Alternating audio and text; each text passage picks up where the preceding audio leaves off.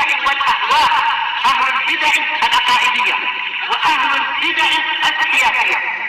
نقول بيننا وبينكم السلف، بيننا وبينكم الكتب، كان فيقول البدع بيننا وبينكم.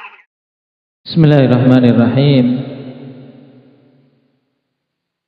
Alhamdulillah hamdan katsiran tayyiban mubarakan kama yuhibbu rabbuna wa yardah. Asyhadu an la ilaha illallah wahdahu la syarika lah wa asyhadu anna Muhammadan abduhu wa rasuluh sallallahu alaihi wa ala alihi wa ashabihi wa man tabi'ahum bi ihsanin ila yaumiddin. Amma ba'd. Pertemuan yang lalu kita masuk pada biografi dari pengarang kitab. Judul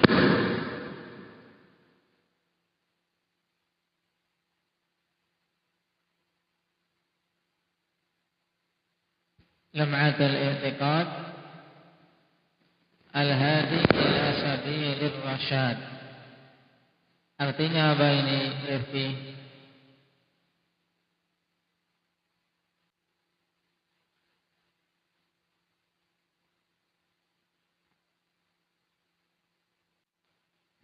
Lum'ah maknanya bulghah, bekal,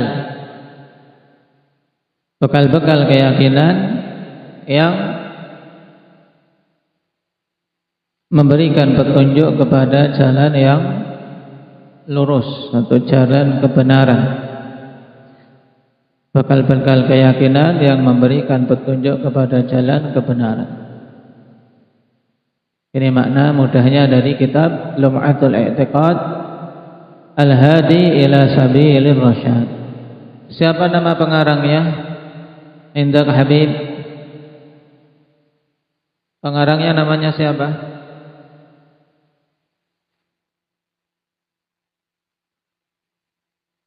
Itu pengarang syarahnya, pengarang kitab Lum'atul I'tiqad.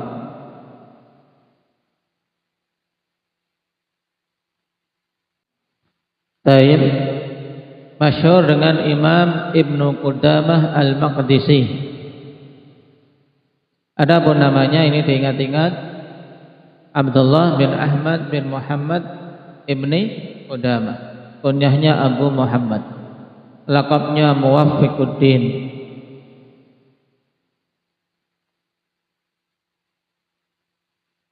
Lahir tahun berapa ini? Indak ya Fatih? 541 dan wafat tahun 620. Taib, berarti beliau akhwan di penghujung abad yang ke-6, di awal abad ke-7. Dari sisi akidah telah kita ketahui kemarin dari penuturan para a'immah yang sezaman dan murid-murid beliau, bahwasanya beliau di atas akidah salaf.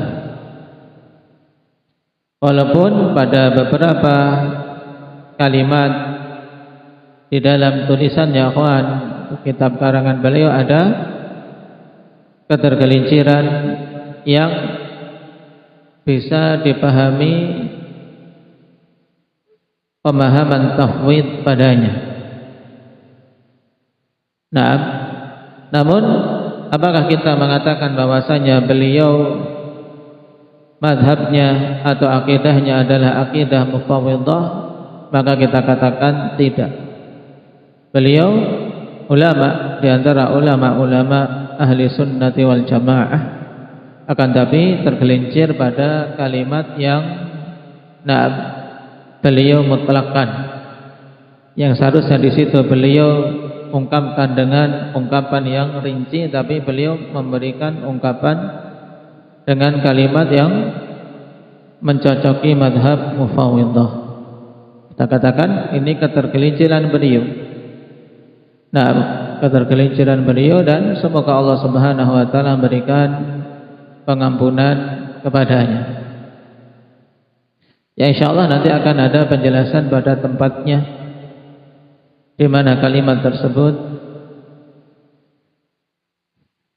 Sekarang kita masuk pada biografi pensyarah, yaitu Al-Alamah Ibnu Utsaimin rahimahullah. Karena mengenal ikhwan para ulama penting. Mengenal para ulama memiliki sisi penting bagi para penuntut ilmu agar mereka tahu siapa ulamanya. Yang dari masa ke masa upaya dari iblis dan para wakil-wakilnya di muka bumi ikhwan adalah untuk menjauhkan umat dari ulamanya. Mereka ingin memutus hubungan antara umat dengan ulamanya. Maka bagi para penuntut ilmu untuk menyambung senantiasa hubungan dengan para ulama, baik ulama yang telah wafat, dengan apa? Mengenal mereka, mengetahui keutamaan mereka, mempelajari kitab-kitab mereka, maupun ulama yang masih hidup dengan merujuk dan meminta bimbingan kepada mereka pada hal-hal yang kita butuh bimbingan dari arahan-arahan mereka, hafizahumullah ta'ala. Nah, sekarang kita baca di halaman ke-9 Tarjamatu Syekh Ibnu Utsaimin rahimahullah. Biografi dari Syekh Ibnu Utsaimin. Sering kita membaca syarah beliau dan tarjihat beliau dalam pembahasan-pembahasan fikih, maka butuh mengenalnya lebih dalam. Nasabuhu huwa Abu Abdillah. Kalau kemarin Ibnu Qudamah kunyahnya siapa? Muhammad Aceh.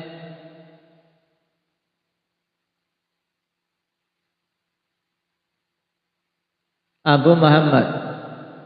Adapun sekarang Syekh Ibnu Utsaimin kunyahnya Abu Abdillah, namanya Muhammad. Ya, kebalikan Ibnu Qudamah, ya kan? Kalau Ibnu Qudamah Abu Muhammad namanya Abdullah. Ya. Ya enggak ya? Nah. Abu Abdillah Muhammad Ibnu Saleh Ibnu Muhammad Ibnu Utsaimin Al-Wuhaibi At-Tamimi.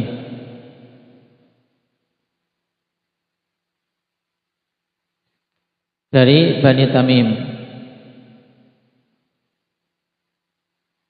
Mauliduhu wulida fi Madinati Unaizah fi sabi wal 20 min syahri Ramadan al-Mubarak.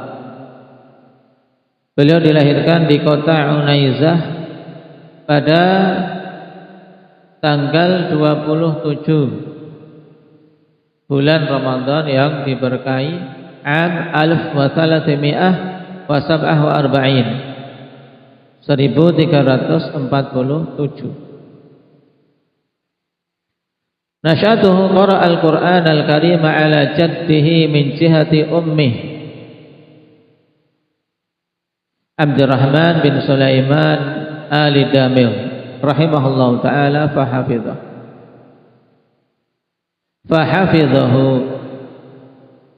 Baik.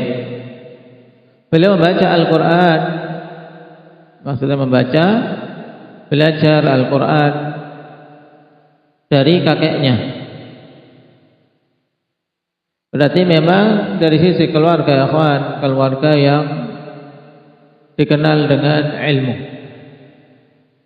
Membaca, belajar Al-Quran dari kakeknya, tapi dari jalur ibu. Kakek dari jalur ibu, yaitu Abdurrahman bin Sulaiman Al-Damil rahimahullah. Fahafidhahu, kemudian beliau menghafalnya. Dan ini memang langkah awal bagi penuntut ilmu untuk mengupayakan dia menghafal Al-Quran. Maka antum berada di jalan dasar, di langkah awal, maka jangan berhenti. Seorang baru mondok, baru belajar Al-Quran, menghafal Al-Quran. Nah, selesai hafalan Al-Quran itu akhwan, baru langkah awal untuk masuk dan mendalami ilmu din. Dan itu anugerah yang agung untuk seorang bisa menyelesaikan hafalan Al-Quran. Maka yang pertama harus ikhlas niatannya, yang kedua harus betul-betul semangat ketika menghafalnya dan ketika menjaganya. Nah, thumma tajaha ila talabil ilmi. Kemudian setelah menghafal Al-Quran, baru beliau apa? Beliau mengarah konsentrasi pada menuntut ilmu din. Sehingga orang tua di antara hal terpenting yang hendaknya dipersiapkan ya ini.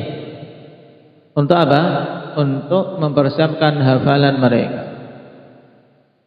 Maka orang tua harus betul bacaannya, harus betul bacaannya. Maka antum ketika belajar tajwid, ketika menghafalnya dipraktekkan. Di antara yang paling banyak dibuang dan diamalkan adalah apa? Gunnah dan mad jaiz.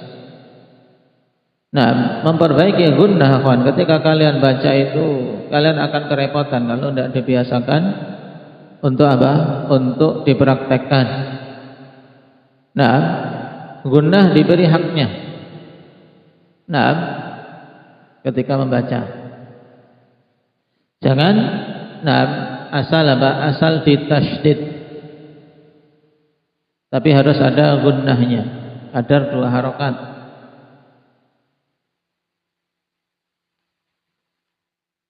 Fata'allama al-khatta wal hisaba wa ba'da fununil adab. Kemudian beliau mempelajari khat, mempelajari apa? Cara menulis huruf-huruf hijaiyah. Dan belajar khat sebagaimana disebutkan di sini termasuk awal-awal yang dipelajari oleh penuntut ilmu. Belajar nulis. Nah, kemudian juga Imam Ibnu Hazm rahimahullah taala juga tegaskan di antara hal awal yang para penuntut ilmu harus menguasai adalah khat. Nah, menulis sehingga seorang apa? Senang dengan tulisannya dan yang lain bisa membaca tulisannya.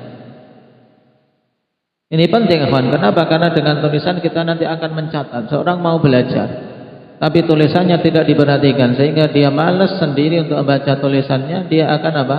Akan jarang mencatat. Kenapa? Karena dengan tulisannya sendiri sudah tidak suka. Jadi belajar khat yang baik. Nah, ada yang mengajari, maka belajar dituntaskan.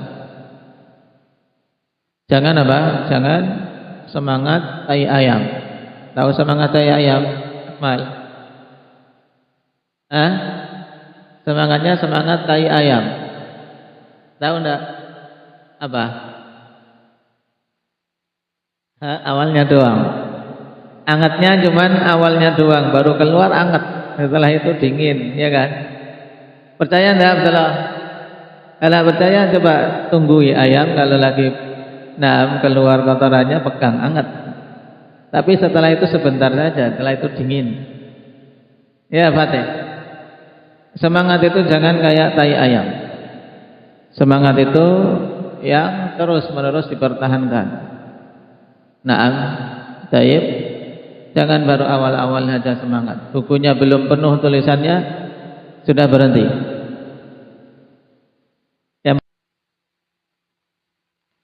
Wa kana Syekh Abdurrahman As-Sa'di rahimahullah ta'ala qad aqama ithnaini min talabatil ilmi indahu liyudarrisat talabah as-sighar. Ya, beliau Syekh Ibnu Utsaimin mulai mempelajari ilmu dari khat, hisab, berhitung dan cabang-cabang ilmu adab. Dan adalah dulu Syekh Abdurrahman As-Sa'di yang ini merupakan guru pertama dari Syekh Ibnu Utsaimin. Nah, di Unaizah beliau menunjuk 2 orang dari penuntut ilmu senior untuk mengajari para penuntut ilmu yang kecil-kecil atau yang masih pemula. Karena sigar bisa sigar dari sisi ilmu, baru awal-awal belajar, atau sigar dari sisi umur. Ahadahuma Asy-Syaikh Ali As-Salihi wa tsani Asy-Syaikh Muhammad bin Abdul Aziz Al-Mutawwi'. Ini dua orang murid senior Imam As-Sa'di yang ditunjuk untuk membantu beliau dalam pengajaran. Qara alaihi Mukhtasar al-Aqidah al-Wasithiyah li Syekh Abdurrahman As-Sa'di wa Minhaj as-Salikin fil Fiqh li Syekh Abdurrahman Aidan wal Ajurumiyah wal Alfiyah. Nah, ini Syekh Ibnu Utsaimin belajar di sisi guru yang ditunjuk oleh Imam As-Sa'di di Unaizah. Dan dulu telah kita lewati juga tentang metode beliau dalam apa? Dalam nahwu akhwan. Makanya beliau memilih setelah Ajurumiyah langsung apa? Langsung Alfiyah. Kita lewati dalam Hilyah. Nah, bahwasanya untuk nahwu tidak perlu banyak-banyak, tidak perlu panjang-panjang jalurnya. Setelah Ajurumiyah langsung Alfiyah. Ya, tentunya ini jika seorang betul-betul paham Jurumiyah. Nah, betul-betul paham Jurumiyah maka bisa langsung untuk Alfiyah khair. Nah, tapi kalau tidak paham, ya, menguasai Al-Jurumiyah, tidak akan paham apa-apa belajar Alfiyah. Makanya terkadang untuk kita, ya, nah, dari Al-Jurumiyah matan ke Al-Jurumiyah syarah, naik lagi ke Mutamimah. Untuk apa? Untuk menapak, nah, naik tangga sedikit demi sedikit daripada mengulang. Karena terkadang seorang ketika mengulang kesannya sudah apa? Sudah bosan. Tapi ketika beralih pada kitab yang sebenarnya pembahasan sama, cuman apa? Suasana beda. Dan ada tambahan sedikit-sedikit. Nah, ini akan lebih bersemangat. Walaupun sebenarnya tidak jauh beda antara Al-Ajurumiyah dengan apa? Mutamimah. Nah, karena penyempurnaannya kan cuma beberapa hal. Tambahan, memang ada tambahan beberapa, tapi tidak terlalu jauh berbeda dari sisi susunan, tartib, dan seterusnya. Qala wa qara ala Syekh Abdurrahman ibn Ali ibn Audan fil Faraid wal Fiqh. Ini beliau mengambil faraid dan fikih dari beliau Syekh Abdurrahman bin Ali. Wa qara'a ala Syekh Abdurrahman ibn Nasir As-Sa'di alladhi yu'tabaru syaikhahu al-awwal haitsu lazamah. Dan beliau membaca juga di sisi Imam As-Sa'di rahimahullahu taala yang beliau dikategorikan sebagai Syekh Ibnu Utsaimin yang pertama. Karena apa? Mulazamahnya beliau kepada Imam As-Sa'di ini.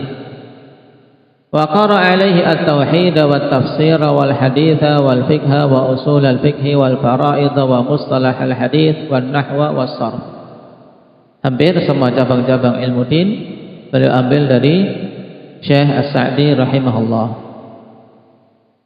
Wa kanat li fadilati syekhi manzilatun 'azimatun 'inda syekhihi rahimahullah. Dan adalah Syekh Ibnu Utsaimin memiliki kedudukan yang tinggi, kedudukan yang besar di sisi syekhnya yaitu Imam As-Sa'di. Murid yang mu'addab, yang cerdas, nah tentunya memiliki tempat di hati gurunya. Fa indama intaqala walidu Syekh Muhammad rahimahullah ila Riyadh raghiba fi an yantaqila ma'ahu waladuh, yakni Asy-Syaikh rahimahullah. Maka ketika Fadilatul Syekh, ketika orang tua dari Syekh Muhammad ini, orang tua dari Syekh Ibnu Utsaimin ingin pindah ke Riyadh, pindah tempat tinggal ke Riyadh, maka ingin membawa Syekh Muhammad yang saat itu masih sebagai pelajar. Fakataba lahu Syekh Abdurrahman As-Sa'di rahimahullah, inna hadza la yumkin nuridu Muhammadan an yamkutha huna hatta yastafida. Tapi Syekh Abdul Rahman menulis kepada orang tuanya bahwasanya itu tidak mungkin, ya, tidak memberikan izin. Ini tidak mungkin. Kami ingin Muhammad tetap tinggal di sini sampai dia mengambil faidah. Dan orang tua, akhwan, yang menginginkan anaknya ada hasilnya, nah, menyerahkan kepada gurunya. Nah, bukan kemudian tidak peduli, pokoknya harus ikut saya ke Riyadh, tidak. Nah, karena apa? Guru mengarahkan kepada yang terbaik bagi keilmuan sang anak. Maka orang tua pun membiarkan Syekh Muhammad bin Utsaimin tetap tinggal di Ma'had Ilmi di Unaizah sampai akhirnya berhasil menjadi apa? Menjadi rujukan umat. Wa yaqulu fadilatu Syekh rahimahullahu taala innani ta'athartu bihi katsiran fi tariqati at-tadrisi wa 'ardil ilmi wa taqribihi lis-talabati bil amthilati wal ma'ani. Syekh Ibnu Utsaimin mengatakan, menceritakan tentang apa? Tentang gurunya. Sungguhnya aku betul-betul apa? Betul-betul mendapatkan asar, yaitu membekas, mendapatkan bekas yang banyak, terpengaruh dengan pengaruh yang banyak pada metode pengajaran dari Imam As-Sa'di serta dari ardil ilm, pemaparan ilmu. Karena seorang ikhwan ketika memaparkan ilmu itu beda-beda antara satu guru dengan guru yang lain. Ada yang metode pemaparannya mudah, ada yang metode pemaparannya lengkap, tapi ada yang bikin ruwet.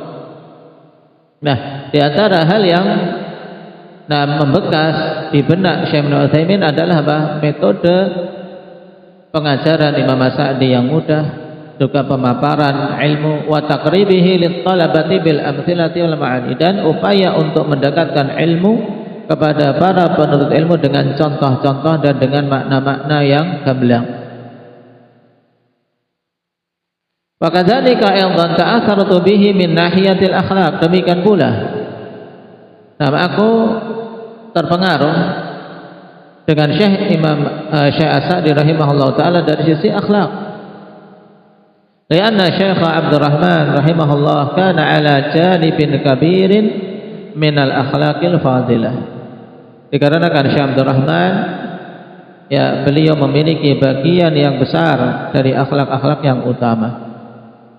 Wa kana rahimahullah ta'ala la qadrin kabirin fil ilmi wal ibadah, dan beliau rahimahullah memiliki bagian yang besar dari sisi ilmu dan ibadah. Wa kana yumazihu as-saghir, dan di antara sifat Imam As-Sa'di beliau apa? Beliau mengajak canda anak-anak kecil, wa yadhaku ilal kabir, dan juga ikut tertawa bersama dengan orang-orang tua. Dalam artian ketika bergabung dengan anak kecil bisa membuat mereka gembira, ketika bergabung dengan orang tua juga bisa menyesuaikan keadaan mereka. Wa huwa min ahsani man ra'aitu akhlaqan, dan beliau termasuk di antara orang yang paling bagus yang aku lihat dari sisi akhlaknya. Ini penuturan dari Syekh Ibnu Utsaimin terkait gurunya, dan beliau mendapatkan pengaruh yang besar dari sisi itu, dari sisi keilmuan, mudahnya dalam pemaparan, dan dari sisi akhlak. Maka kita lihat dari syarah-syarah yang ada, akhwan, di antara syarah yang paling mudah untuk dipahami dalam semua cabang-cabang ilmu, apakah itu fikih, apakah itu akidah, ya syarah Syekh Ibnu Utsaimin. Banyak hal bisa beliau ungkapkan dengan begitu gamblang. Dzalika fadlullah yu'tihi man yasha. Qara ala samahati Syekh Abdul Aziz Ibn Baz rahimahullah taala haitsu yu'tabaru syaikhahu tsani. Juga beliau membaca ilmu di sisi Syekh Abdul Aziz Ibn Baz, yang ini dikategorikan sebagai syekh beliau yang kedua. Jadi kalau ditanya Syekh Ibnu Utsaimin ada dua guru utama. Yang pertama siapa? Zikri. Guru utama Syekh Ibnu Utsaimin yang pertama siapa? Nah, Syekh Abdurrahman Ibnu Nasir As-Sa'di. Kemudian guru beliau yang kedua siapa? Aba Sukainah?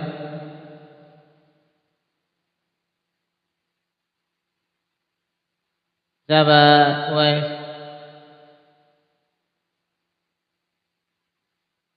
Nah, Syekh Ibnu Baz, Syekh Abdul Aziz Ibnu Baz.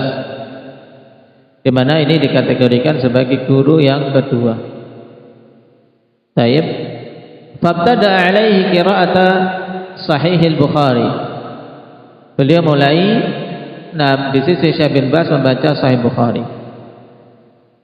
Wa ba'dha rasail Syekh al-Islam Ibnu Taimiyah wa ba'dal kutubil fiqhiyah, dan sebagian risalah-risalah Syekhul Islam Ibnu Taimiyah dan sebagian kitab-kitab fikih. Nah, dari sini kita ketahui ikhwan. Nah, antara Imam As-Sa'di dengan Syekh bin Baz saling melengkapi dalam apa? Mengajarkan kepada Syekh Ibnu Utsaimin. Imam As-Sa'di dalam pengajaran lebih apa? Menekankan dari sisi metode fuqaha, kemudian tafsir, tauhid, fikih. Sedangkan Syekh bin Baz dari sisi ilmu hadis. Maka beliau mengatakan, ya Syekh Ibnu Utsaimin sendiri mengatakan, yaqulu Syekh ta'assartu bi Syekh Abdul Aziz Ibn Baz hafizahullah taala min jihatil inayati bil hadis. Ya, aku mendapatkan pengaruh dari Syekh Abdul Aziz hafizahullah taala dari sisi apa? Perhatian terhadap hadis. Jadi dengan guru yang memperhatikan hadis, maka ini memiliki pengaruh menancap pada diri Syekh Ibnu Utsaimin.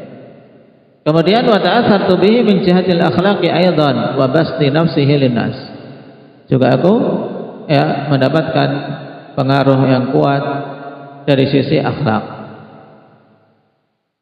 Dan juga basti nafsihi linnas, yaitu Syekh Ibnu Baz kan dikenal memiliki apa? Memiliki jiwa yang sangat lapang terhadap manusia. Nah, disinilah Syekh Ibnu Utsaimin mendapatkan athar yang banyak. Basti nafsihi linnas, memiliki kelapangan jiwa terhadap manusia. Melayani manusia hampir 24 jam.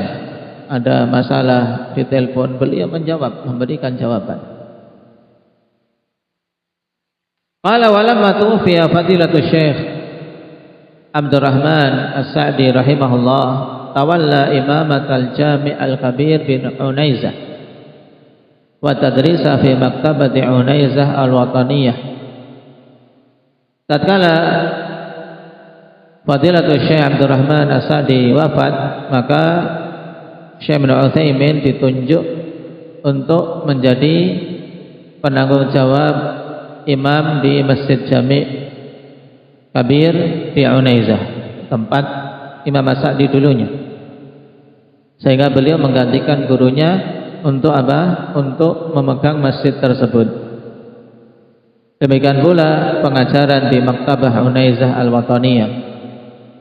Bil idhafa ila tadrisi fil ma'had al-ilmi. Di samping juga beliau mengajari di ma'had ilmi, ya semacam pondok-pondok ilmiah. Tsumma intaqala ila tadris fi kulliyati syariah wa usuluddin bi far'i Jami'atil Imam Muhammad bin Saud Al-Islamiyah bil Qasim. Kemudian beliau pindah mengajar di dua cabang kuliah, yaitu kuliah syariah dan kuliah usuluddin di Universitas Imam Muhammad bin Saud Al-Islamiyah di cabang daerah Qasim. Beliau juga sebagai dosen berarti. Bil idhafati ila adwiyati hay'ati kibaril ulama bil mamlakatil arabiyyah as-saudiyah. Ditambah lagi beliau sebagai anggota hay'ah kibarul ulama di pemerintah Saudiyah. Menunjukkan tugas-tugas yang banyak yang beliau emban. Qala wa li fadilati Syekh rahimahullahu taala nasyatun kabirun bid da'wati ila Allah azza wa jalla. Dan beliau Fadilatul Syekh Ibnu Utsaimin memiliki semangat yang besar dalam dakwah di jalan Allah. Dan ini yang harus kita contoh.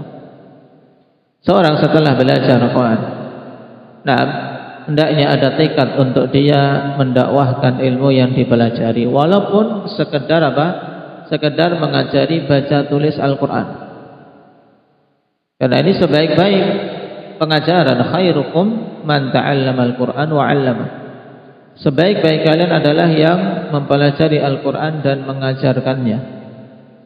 Maka pelajari yang benar, pelajari yang mutqin, baru kemudian nanti kalian mengajarkan. Seandainya akhwan tidak mengajari kecuali anak kalian saja, itu sudah merupakan kebaikan. Ya, sampai seorang sudah belajar tapi nanti tidak mau mengajari anaknya, ini keliru. Anak kita akhwan, murid kita, paling utama, murid kita paling utama. Tapi kalau seandainya tidak ada orang yang mau belajar kepada kita, anak kita, paling enggak dia yang menjadi murid.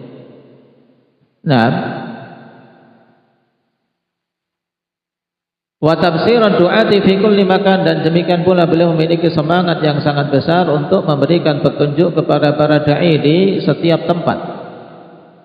Walahu juhudun masykuratun fi hadzal majal, dan beliau memiliki usaha yang disyukuri di sisi ini, yaitu pada masalah apa? Memberikan motivasi.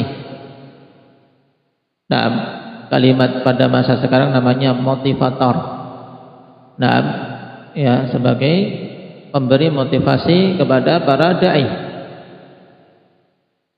Wal jadiru bidzikri anna samahata Syekh Muhammad Ibn Ibrahim rahimahullahu ta'ala qad arada bal alaha ala fadilati Syekh fi tawallil qada, dan juga termasuk yang pantas untuk disebutkan di sini untuk kita ambil ibrah. Ya, perlu diketahui bahwasanya Syekh Muhammad bin Ibrahim yang saat itu menjadi apa? Menjadi mufti am pemerintah Saudi. Beliau menawarkan, dan bahkan alaha, arada menawarkan, bahkan alaha yaitu meminta dengan apa? Dengan kuat, betul-betul minta kepada Syekh untuk apa? Beliau mau memegang apa? Memegang jabatan sebagai qadhi, sebagai hakim. Bal asdara qararahu bi ta'yinihi rahimahullahu ta'ala ra'isan lil mahkamati syar'iyyati bil ahsan. Bahkan beliau telah mengeluarkan keputusan untuk menunjuk Syekh Ibnu Utsaimin sebagai ketua mahkamah syariah di daerah Ahsa. Jadi ditunjuk untuk menjadi apa? Hakim, bahkan ketuanya. Yang orang pada zaman sekarang, mereka belajar kuliah kehakiman, kuliah hukum untuk tujuan ini, untuk dapat jabatan ini. Tapi lihat Syekh Ibnu Utsaimin ketika ditunjuk, fatalaba minhul i'fa, beliau minta untuk apa? Untuk dimaafkan. Dalam artian minta untuk apa? Untuk tidak ditunjuk. Beliau mengundurkan diri, mudahnya. Beliau mengundurkan diri dalam artian tidak mau menerima jabatan tersebut. Kenapa? Karena memang menjadi hakim, menjadi qadhi akhwan, perkara yang berat. Al-Qudah Thalatha, para hakim itu terbagi jadi 3 golongan. 2 golongan di neraka, 1 golongan saja yang masuk surga.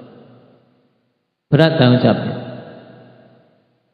Maka beliau menolak jabatan tersebut. Wa ba'da muraja'atin wa ittisalin syakhsi min fadilati Syekh samaha rahimahullahu ta'ala bi'ifaihi min mansibil qadha. Maka setelah beliau mengupayakan dan juga dengan penelponan secara pribadi kepada Syekh Muhammad bin Ibrahim, akhirnya Syekh Muhammad bin Ibrahim memberikan kelapangan. Memberikan kelapangan untuk beliau tidak memegang tanggung jawab sebagai qadhi tersebut. Dari faedah ini kita mengambil ibrah bahwasanya para ulama rabbaniyun mereka memang orang-orang yang jauh dari apa? Ta'akul na'am bi'ilmihi lid dunya, yaitu makan dengan ilmunya demi perkara dunia, apalagi mengorbankan agamanya demi dunia.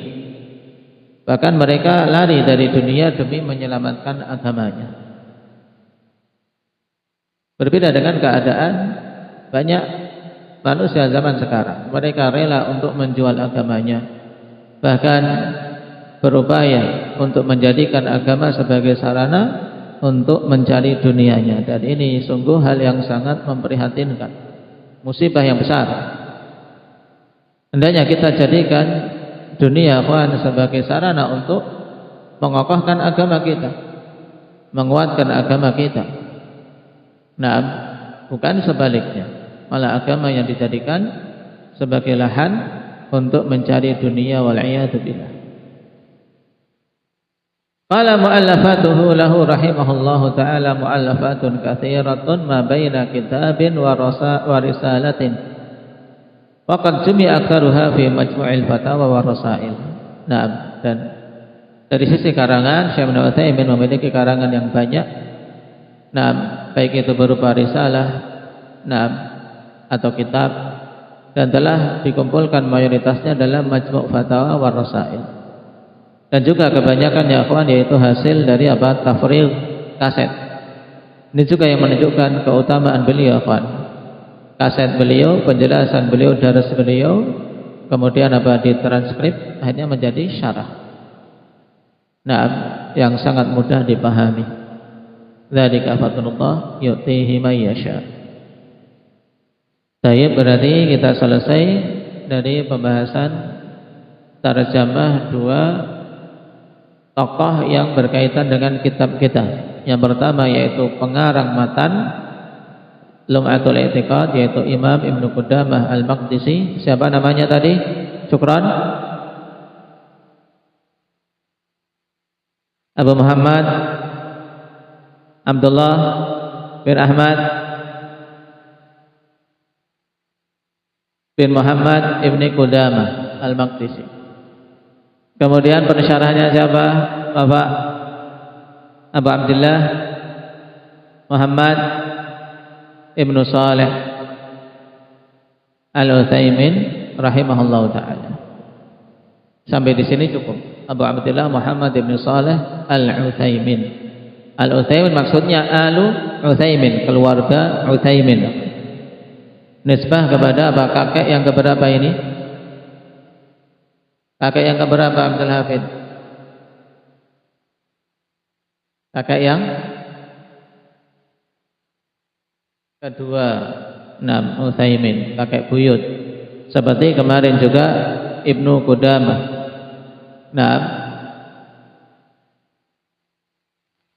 Taib. Pada Ibnu Qudamah juga